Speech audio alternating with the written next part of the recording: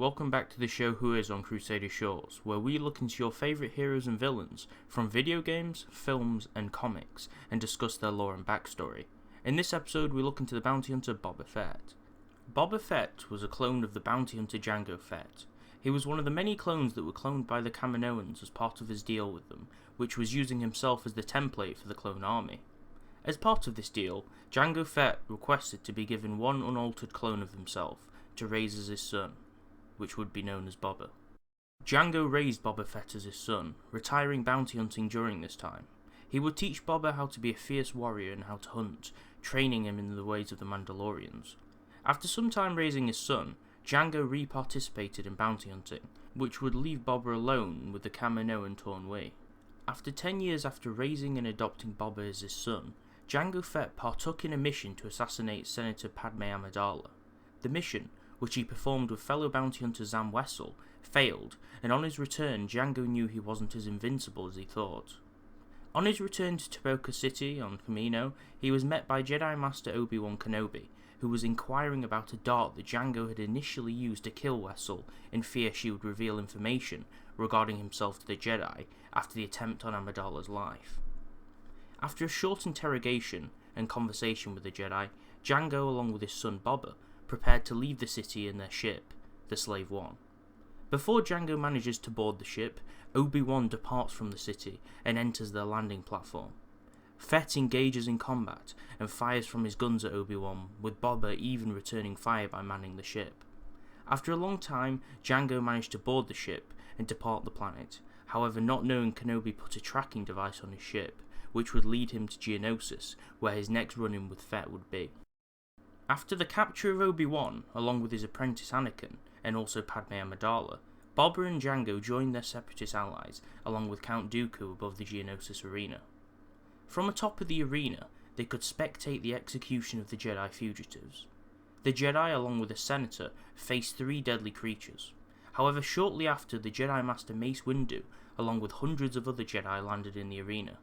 Mace took them by surprise from behind, preparing to put an end to Dooku. However, Jango Fett had another idea in mind, torching Windu with his flamethrower, causing Windu to jump down, throwing off his cloak that was in flames. Jango killed many Jedi, including Jedi Master Coleman Trebor. Jango launched into the arena with his jetpack, preparing to engage Windu in combat. However, he was engaged by a creature, a reek. It trampled him and malfunctioned his jetpack. He managed to kill it, however, but without his jetpack he proved weak in combat with Windu. Jango helplessly fired at Windu, but without his jetpack he met a swift end and was decapitated.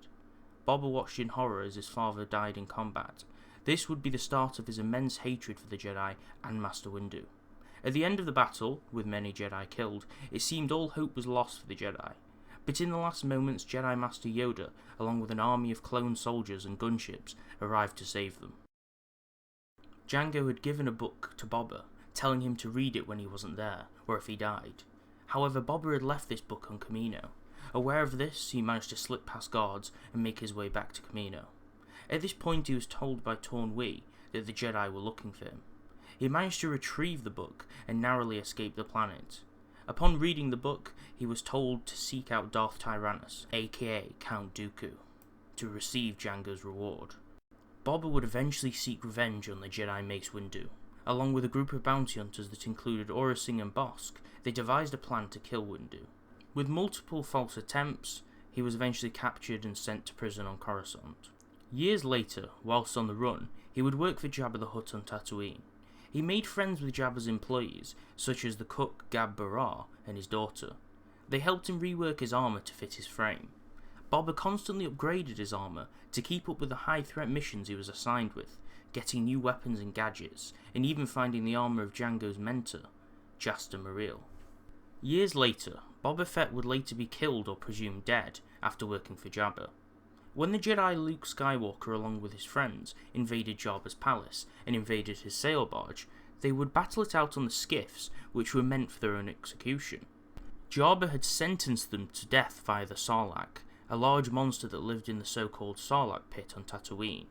However, after a fight broke out, Boba would fly into combat, unfortunately being in the wrong place at the wrong time and being knocked by Han Solo unknowingly into the Sarlacc pit, where he met his apparent end.